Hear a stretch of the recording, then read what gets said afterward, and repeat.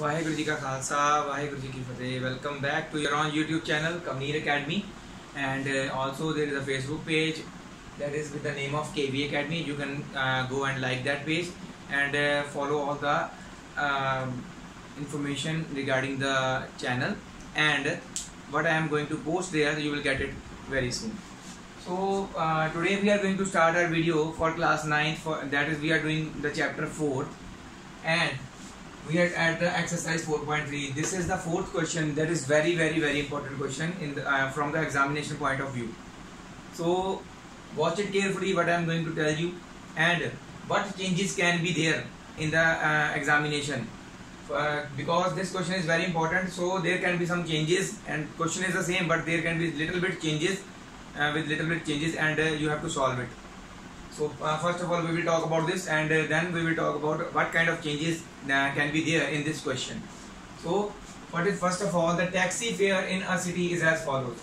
क्या बताया जा रहा है इसमें, एक सिटी का जो टैक्सी फेयर है वो इस प्रकार है, किस प्रकार है वो, for the first kilometre the fair is ₹8। पहला जो एक बंदा यहाँ से स्टार्ट हुआ, सपोज करो उसने 1 किलोमीटर ट्रेवल किया, उस पहले 1 किलोमीटर का उसने ₹8 देने ही देने हैं। ठीक है, अब ये ध्यान रखना है पहले किलोमीटर के पैसे तो इतने पड़ गए, दोबारा नहीं देने ये, तो बाद में जो rest of the journey for the subsequent distance covered ₹5 पर किलोमीटर। बाकी का फेयर किस हिसाब से डाला जाता है, जितना भी डिस्टेंस बाकी वो ट्रेवल करता है, जितना भी डिस्टेंस रहता है वो ट्रेवल करता है, उसके हिसाब से क्या पड़ता है, ₹5 पर किलोमीटर। ठीक है, अब देखिए कि हमें पता नहीं वो टोटल डिस्टेंस कितना ट्रेवल करता है। हम मान लेते हैं टोटल डिस्टेंस वो x ट्रेवल करता है, x total distance, x kilometre. x kilometre में से पहले 1 किलोमीटर के पैसे तो पड़ गए, वो तो नहीं अब हमने देने, तो इसका मतलब क्या हुआ, तो यहां से लेके यहां तक कितना बचा, x-1 किलोमीटर बच गए, क्योंकि पहला किलोमीटर तो हो चुका है ना, तो x-1 किलोमीटर बचे, इसके पैसे ₹5 के हिसाब से पड़ेंगे। तो क्या करेंगे, 5 को बाकी के किलोमीटर जितने बड़े बचे हैं उसके साथ मल्टीप्लाई कर देंगे। तो टोटल फेयर यहां से देखिए क्या आएगा,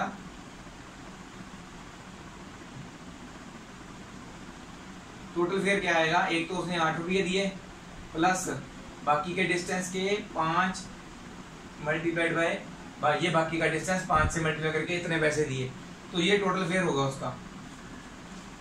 ठीक है, तो ऐसे ही हम इक्वेशन जो है यहाँ पे बनाएंगे। ठीक है, क्योंकि हमें उन्होंने बोला था कि डिस्टेंस कवर्ड हमने x किलोमीटर में लेना है, ये देखो taking the distance covered as x kilometre. अगर उन्होंने बोला होता y किलोमीटर में लेना है तो यहाँ पे y लिखना था मैंने, तो मैं फिर टोटल फेयर जो है उसको x सेलेक्ट कर लेता। तो ये देखना पेपर में ये चेंजेस होती हैं, और क्या चेंज होती है वो मैं बताता हूँ आपको। सॉल्यूशन में क्या करेंगे, लेट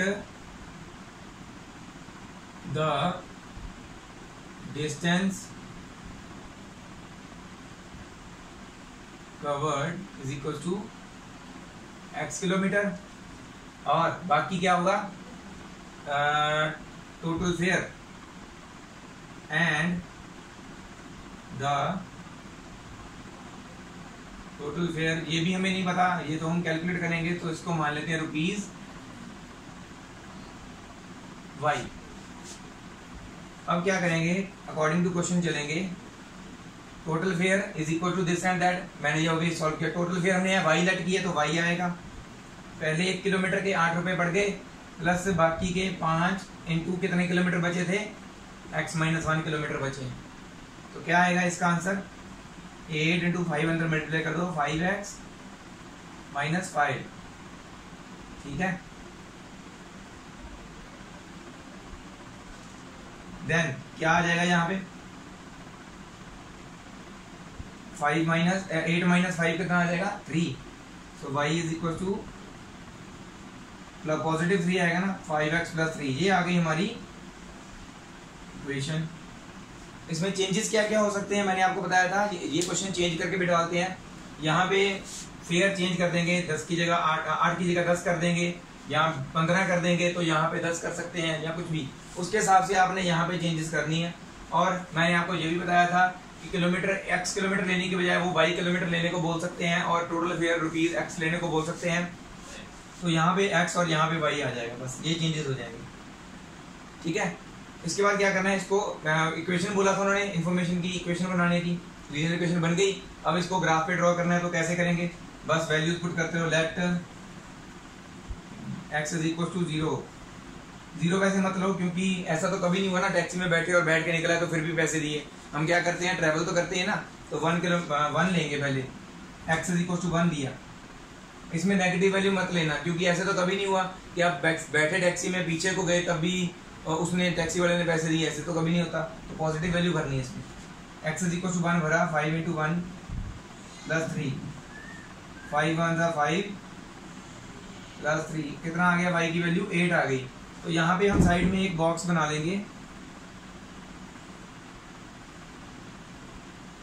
मैंने आपको बोला था हमेशा 3 वैल्यूज निकालनी है, तो मैंने x की वैल्यू क्या लेट की 1 और y की वैल्यू 8 आई। ऐसे ही that x is equals to 2, 5 is equals to 5 × 2 + 3, y is equals to 10 + 3, तो y कितना आ गया 18। तो 2 पुट करने पे 18 आया। ऐसे ही 3 पुट करने पे क्या आएगा,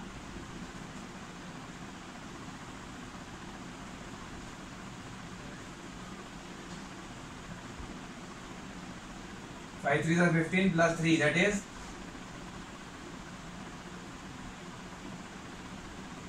y की वैल्यू क्या आ गई 18। 3 पुट करने पे, सॉरी 3 पुट करने, यहाँ पे 13 आना था, मैंने 18 लिख दिया। 5 × 10 + 3 13, और यहाँ पे 18 आना था।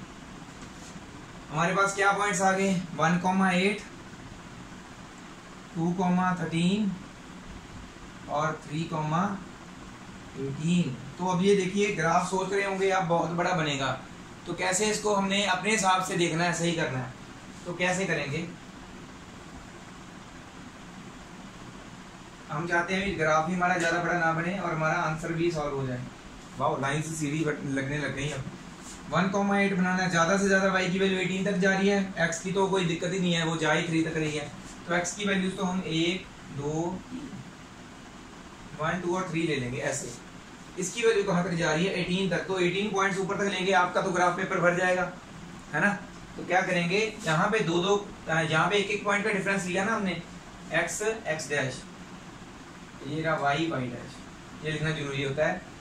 यहाँ पे हम 2 पॉइंट्स का डिफरेंस ले लेंगे, जैसे कि 2, 4, 6, 8, 10, 12, 14, 16, 18। हमारा ग्राफ भी कम यूज होगा और हमारा पर्पस भी हो जाएगा, हल हो जाएगा। ठीक है, 1,8 बनाना है तो क्या आएगा, ये रहा 8, ये रहा 1, ये पहला पॉइंट लग जाएगा। ऐसे ही 2,13, ये 2 है, और ये देखिए 12 और 14 के बीच वाला पॉइंट जो होगा वो होगा 13।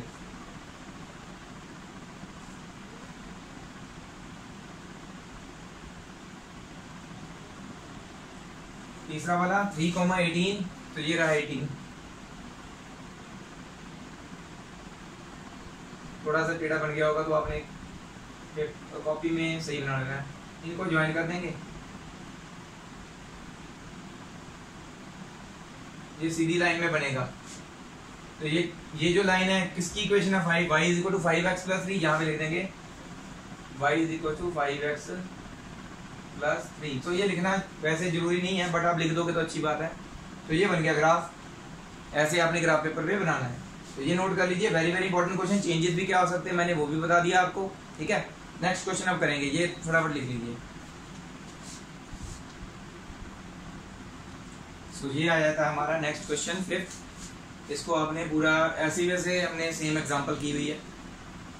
ये जो है फिगर बी है, मैंने लिखना भूल गया यहाँ पे, this is figure B, this is figure C. वैसे तो बुक में लिखा है 4.3, 4.4 ऐसे कुछ लिखा हुआ है, तो मैंने अपने कन्वीनियंस के लिए बी और सी लिख दिया। ए फिगर हम ऑलरेडी एग्जांपल में यूज कर चुके हैं, फिगर ए लिख चुके हैं। ठीक है, ऐसा क्वेश्चन किया हमने, उसमें क्या था कि ऐसे इक्वेशन दी हुई 4 और नीचे उसके नीचे ग्राफ दिया हुआ है, ग्राफ के ऊपर पॉइंट्स लगे हुए हैं लाइन के। यहाँ पे क्या है, कौन कौन से पॉइंट है, -1,1 है, एक 0,0 है और तीसरा कौन सा है 1,-1।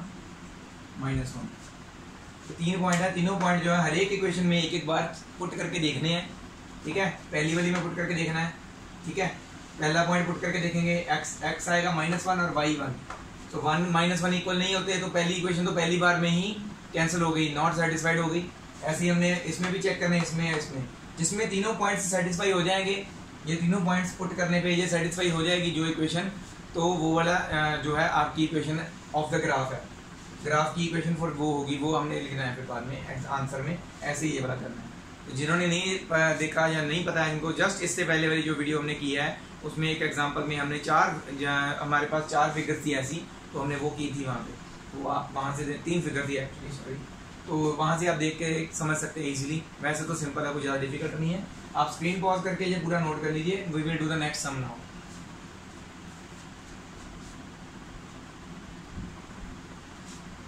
These are the next questions, the 6th and 7th question of the exercise 4.3।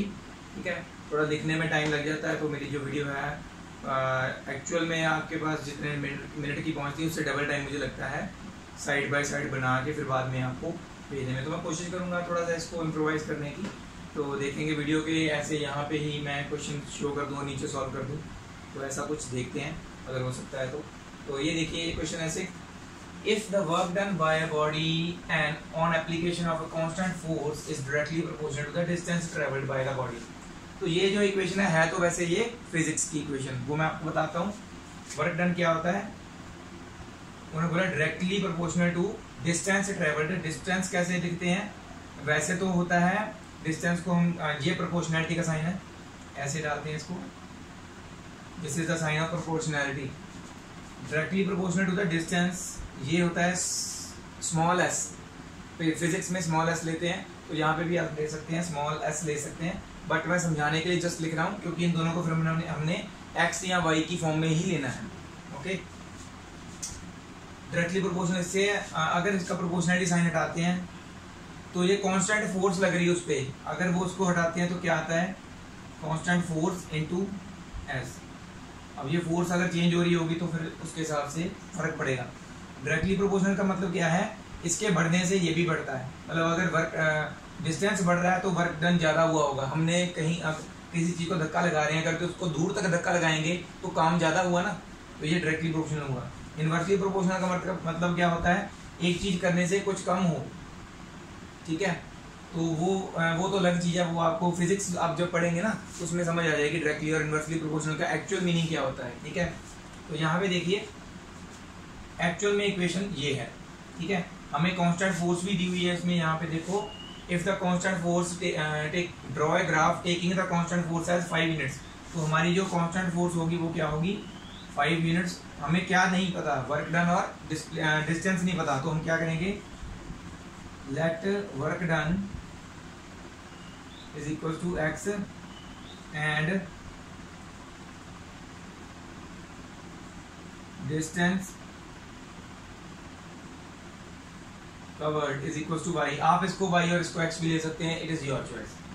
Okay, अगर पेपर में मेंशन किया हुआ तो फिर अगर वर्क डन को वाई ही लेना है तो वाई ही लेना है, फिर आप चेंज नहीं कर सकते।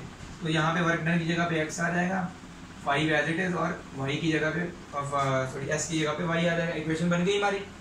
बस इसके आपने 3 पॉइंट्स निकाल के ग्राफ पे बना देना है। ग्राफ पे बनाने के बाद अगर इसको हम बनाते हैं तो कैसे बनेगा ये, अगर y की वैल्यू 1 लेते हैं, x कितना आएगा 5 × 1, x आ जाएगा 5।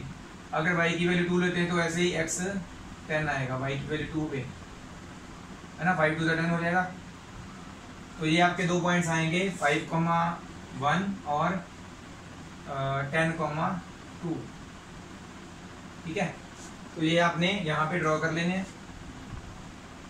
1 2 3 4 5 6 7 8 9 10 तक जा रहा था ना हमारा एक्स वाला, और वाई तो सिर्फ 2 तक जा रहा है, 1 2, चलो एक्स्ट्रा बना लो थोड़े से, 1 2 3 4 5। ओके, तो ये आ रहा है हमारा 1 2 3 4 5 6 7 8 9 10 तक जा रहा है।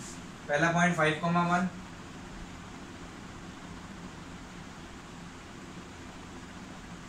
दूसरा पॉइंट 10,2,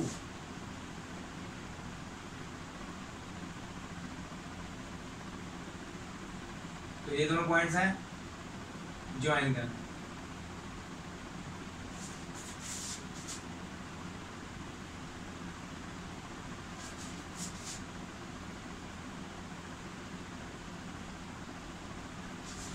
तो ऐसे ही आपकी एक लाइन प्रॉपर आपने सीधी मारनी है। उसके बाद में क्या पूछा हुआ है, ग्राफ से देखना है अगर क्या from the graph the work done when the distance travelled by the body is 2 units. हमने वर्क डन निकालना है अगर डिस्टेंस ट्रेवल्ड 2 यूनिट्स का। डिस्टेंस क्या लिया हमने, डिस्टेंस लिया हमने y, मतलब अगर y 2 है, y कहाँ पे है, ये रहा 2, अगर y 2 है तो डिस्टेंस कितना है हमारा 10। तो फर्स्ट का आंसर आएगा work done is equal to 10 units. और दूसरे का आंसर क्या आएगा, अगर डिस्टेंस 0 है तो यहाँ पे कट हो रहा है ना, मतलब कि y अगर 0 है तो x भी 0 है, तो दूसरे का answer work done is equal to 0 units. तो ये ऐसे इसका आंसर लिखना है, ग्राफ बनाना है प्रॉपर। आप ये अच्छे तरीके सॉल्व करेंगे, मैंने जस्ट समझाया थोड़ा बहुत, ठीक है। नेक्स्ट ये है हमारे, इसकी जस्ट इक्वेशन बताऊंगा मैं, इजी है बहुत। यामिनी एंड फातिमा 2 फ्रेंड्स हैं, उन्होंने दोनों ने मिलकर 100 रुपया कंट्रीब्यूट किया टूवर्ड्स PMRF। आप फुल फॉर्म लिख लीजिए, मैंने शॉर्ट फॉर्म लिखा है prime minister relief fund, prime minister relief fund to help the earthquake victims. Earthquake victims को हेल्प करने के लिए 2 लड़कियों ने मिलकर 100 रुपया दिया। Right a linear equation and draw it's graph. तो हमको नहीं पता दोनों ने कितने कितने दिए, दोनों के लेट कर लो। लेट यामिनी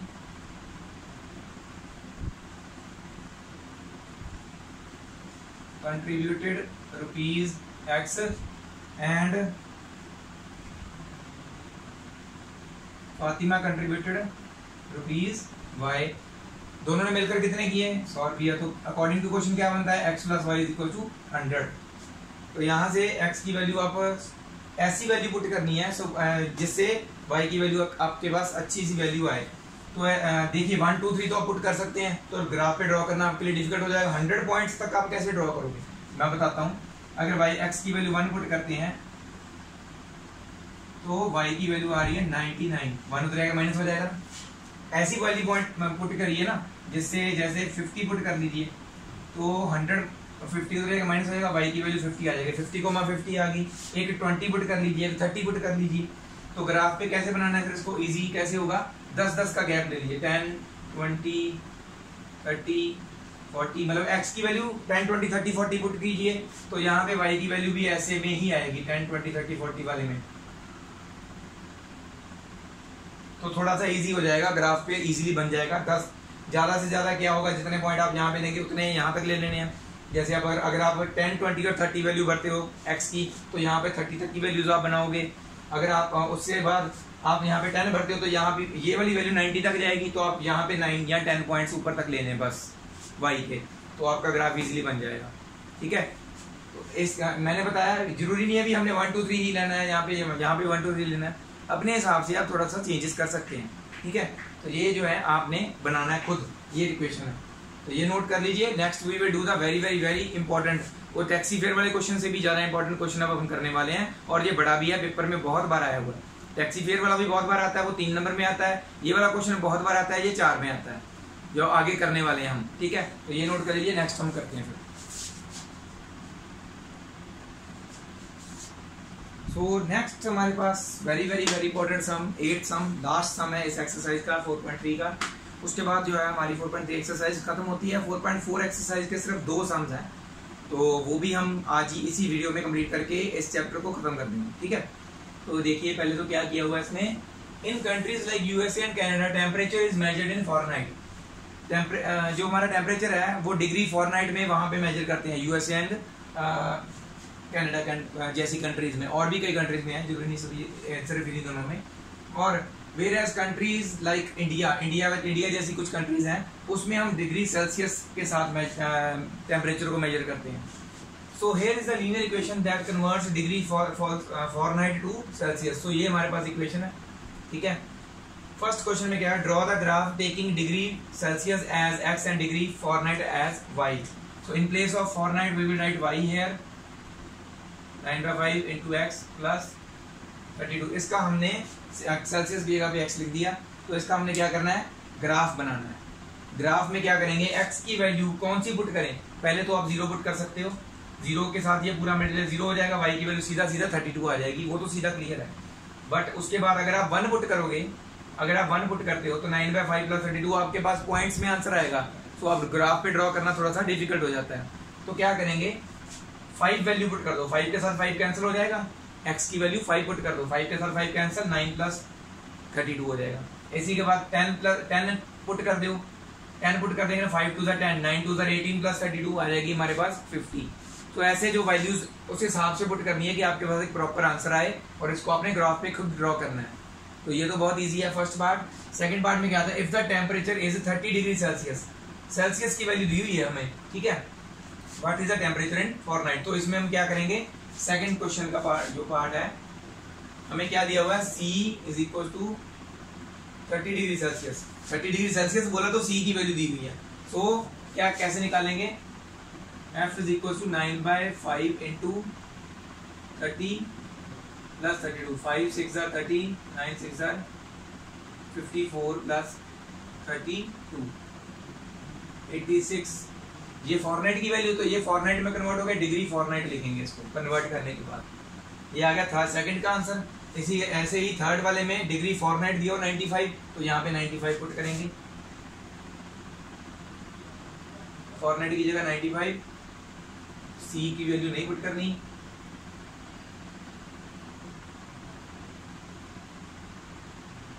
तो 95 इधर आके 95 में से 32 माइनस हो जाएगा, is equal to 95 into C। तो इसको जब हम माइनस करते हैं तो क्या बनेगा, ये पहले तो 32 को सीधा 40 तक ले जाएंगे तो क्या आएगा, उसके बाद 55 प्लस 8 बनता है हमारा 63, और 5 डिवाइड में है, 9 मल्टीप्लाई में है, तो उलट हो जाएगा, 5/9 हो जाएगा इधर आके इक्वल टू से। तो 9 7 63, 7 5 35 डिग्री सेल्सियस आ गई थर्ड वाले क्वेश्चन की वैल्यू। इस तरह से फोर्थ वाले में एक बार आपने, ये बड़ा क्वेश्चन है, मैंने कोई कॉमास डाले हुए हैं, if the temperature this and that, तो 95 डिग्री सेल्सियस में निकाला। ये एक ही क्वेश्चन है, एंड डाला हुआ मैंने, ठीक है।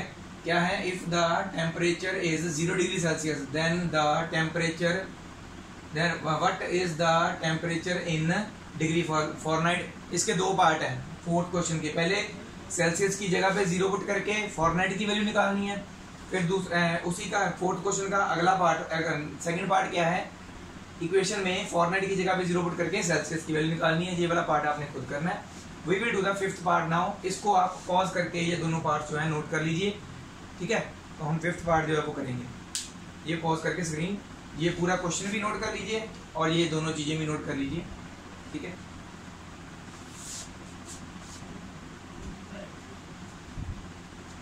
तो अब हम करेंगे सॉल्व लास्ट पार्ट। उसके लिए थोड़ी जगह ज़्यादा चाहिए थी, इसलिए मैंने आपको पहले बोला कि पॉज करके स्क्रीन आप नोट कर लीजिए।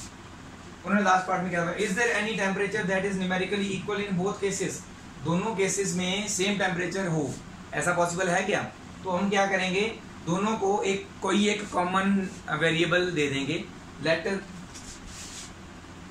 ये हम फिफ्थ पार्ट कर रहे हैं, लेट कर लेते हैं फॉरनाइट और डिग्री सेल्सियस दोनों इक्वल हैं। किसी एक और न्यूमेरिकली इक्वल हम कोई भी वेरिएबल ले लेते हैं, सपोज करो हम ले लेते हैं z। Let degree Fahrenheit and degree Celsius both are equal to z, मतलब दोनों की जगह पे यहाँ पे z भरना है। तो क्या आएगा, z is equal to 9/5 z plus 32। ये 9/5 z वाली टर्म जो है वो इससे इवेल्युएट होगी, तो इसको इधर लेके आएंगे, 9 z minus 9/5 z is equal to 32। इसका एलसीएम लेंगे, नीचे आ जाएगा 5, ऊपर आ जाएगा 5z। 52 नहीं है, ये z है, इसका ध्यान रखना। 5z माइनस 9z, थोड़ा इसको बड़ा करके लिखते हैं, 5z माइनस 9z इजीली समझ में आएगा is equal to 32. 5z minus 9z become minus 4z, ठीक है, बाय 5. तो ये भी z है, 2 नहीं है, ठीक है, इज इक्वल टू 32, ठीक है. z की वैल्यू निकालनी है, z इज इक्वल टू 32, तो पहले इधर है 5 डिवाइड में था, इधर मल्टीप्लाई में आ जाएगा, 4 मल्टीप्लाई में था, माइनस 4 एक्चुअली, तो माइनस 4 नीचे आ जाएगा. तो 4 8 32 कटिंग हो गई, 8 5 40, माइनस साइन है जो ऊपर आ जाएगा, z की वैल्यू क्या आ गई minus 40. So degree Fahrenheit is equal to degree Celsius is equal to minus 40. मतलब दोनों के टेम्परेचर माइनस 40 पे सेम होते हैं, फॉरनाइट भी और सेल्सियस में, ठीक है. ये था हमारा लास्ट पार्ट, इसको भी नोट कर लीजिए. We will do the next now examples and questions. तो आप खुद कर ही लेंगे, 2 ही क्वेश्चंस है, सिर्फ एग्जांपल समझाऊंगा, बहुत इजी है, और आप इजी तरीके से वो 4.4 एक्सरसाइज भी इजीली कर लेंगे, ठीक है. ये नोट कर लीजिए. तो ये है एक्सरसाइज से पहले सिर्फ एक ही एग्जांपल है, एक्सरसाइज में 2 क्वेश्चन है, तो दोनों क्वेश्चन जो है यहाँ से कवर हो जाएंगे, ठीक है. तो देखिए एग्जांपल 9 में क्या है, सॉल्व द इक्वेशन. पहले तो इसको सॉल्व करना है, थोड़ा सिंपल बनाना है, दोनों एक्स वाली टर्म जो है वो खत्म करके एक चीज बन जाएगी, ठीक है. And represent the solutions on number line. एक सॉल्यूशन जो है इसका नंबर लाइन पे शो करना है और दूसरा कार्टेशियन प्लेन में. इसका क्या मतलब है, इसको ऐसे भी लिख देते हैं, represent the solution as a 1 variable. जो नंबर लाइन वाला है उसको 1 वेरिएबल वाला बोल देते हैं, और कार्टेशियन प्लेन वाले को 2 वेरिएबल. तो ये अगर ऐसा लिखा हो या ऐसा लिखा हो तो 1 वेरिएबल वाला है, ऐसा लिखा हो या ऐसा, तो हमने कार्टेशियन प्लेन पे करना है. तो कैसे करेंगे, पहले तो करते हैं इसको सॉल्व. कई बार क्या होता है, सॉल्व करना पड़ता है, कई बार पहले से ही सॉल्व की हुई इक्वेशन हमारे पास आती है. 2x इधर आ जाएगा, x इधर आके माइनस का हो गया, 3 जो है इधर आके प्लस का हो गया, दूसरी साइड 0 बच गया, 2x माइनस x बन गया x, 1 प्लस 3 बन गया 4. तो ये हमारे पास इक्वेशन आ गई, ठीक है. अब फर्स्ट वाले पार्ट की क्या बात है, 1 वेरिएबल में शो करना है, तो यहाँ से सीधा क्या है, x की वैल्यू निकालनी है. माइनस 4 आ गई, तो ये नंबर लाइन हमने बनानी है, माइनस 4 वाली बनानी है ना, -1 -2 -3 -4. x वाला है तो ऐसे बनाएंगे, अगर y की वैल्यू होती तो इसको ऐसे बनाते, ठीक है. नंबर लाइन को फिर ऐसे बनाना था वर्टिकली. अब यहाँ पे x की वैल्यू आई है तो हम ऐसे बनाएंगे, ठीक है. -4 कहाँ पे है, यहाँ पे हमने कर देना है पॉइंट लगा के x इज इक्वल टू -4. हो गया रिप्रेजेंट, खत्म, पहले वाला पार्ट खत्म. उसके बाद आ जाता है सेकंड पार्ट. सेकंड पार्ट कैसे करते हैं, 2 वेरिएबल वाला बोलो ना, हमारे पास तो एक ही वेरिएबल है, तो दूसरा वेरिएबल कहाँ है, दूसरा वेरिएबल 0y लिख लेंगे. और उसके बाद क्या था, +4 इज इक्वल टू 0. तो इसमें ध्यान रखना है, जिस वेरिएबल के साथ यहाँ पे y के साथ 0 लगा हुआ है तो y की वैल्यू सिलेक्ट करनी है हमने, 1 2 और 3. अगर यहाँ पे यहाँ y के साथ 0 ना होकर x के साथ 0 होता तो हम x की वैल्यू सिलेक्ट करते. क्वेश्चन में आएंगे आपको, क्वेश्चन 2 आगे जो आना ना एक्सरसाइज में, वहाँ पे y वाली वैल्यू दी होगी, x वाली नहीं होगी, तो आपने x की वैल्यू सिलेक्ट करनी है. तो यहाँ पे y वाली वैल्यू नहीं दी थी 0s के साथ, तो हम y की वैल्यू सिलेक्ट करेंगे, that y is equal to 1.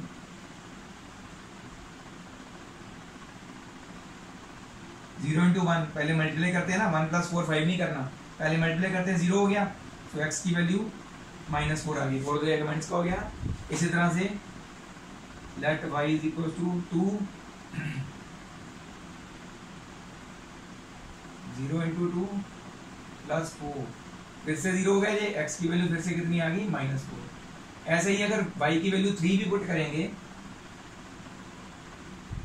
तो क्या आएगा, x plus 0 into 3 + 4 equal to 0. तो यहाँ पे भी मल्टीप्लाई करके 0 हो जाएगा. 4x की वैल्यू यहाँ से भी कितनी आएगी, -4. तो हमारा टेबल क्या बन रहा है दूसरे वाले क्वेश्चन का,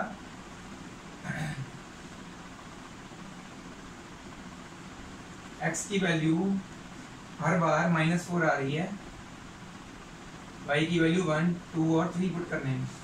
तो ये हमारा टॉपिक मैंने जो ऊपर लिखा ना, equations of line parallel to x axis और y एक्सिस, तो यहीं से क्लियर होगा.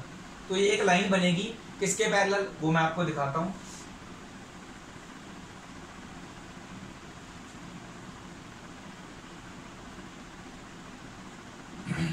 एक्टिव वैल्यू -4 तक जा रही है, तो मैं इसको थोड़ा सा राइट हैंड साइड पे कर देता हूँ वाई एक्सिस को।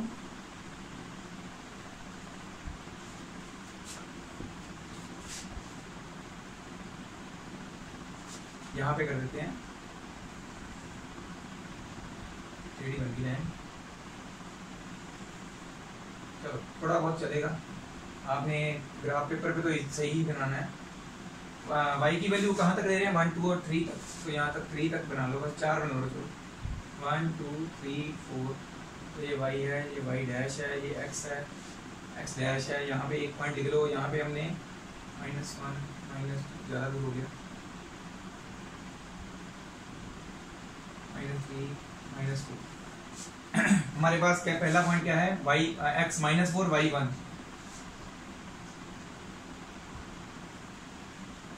ये आ गया पहला पॉइंट। फिर x -4 y 2, तो ये आ जाएगा यहाँ पे दूसरा पॉइंट। यहाँ पे लिखते रहेंगे -4, 1 -4, 2। यहाँ पे इसी तरह से तीसरा पॉइंट भी आ जाएगा हमारे पास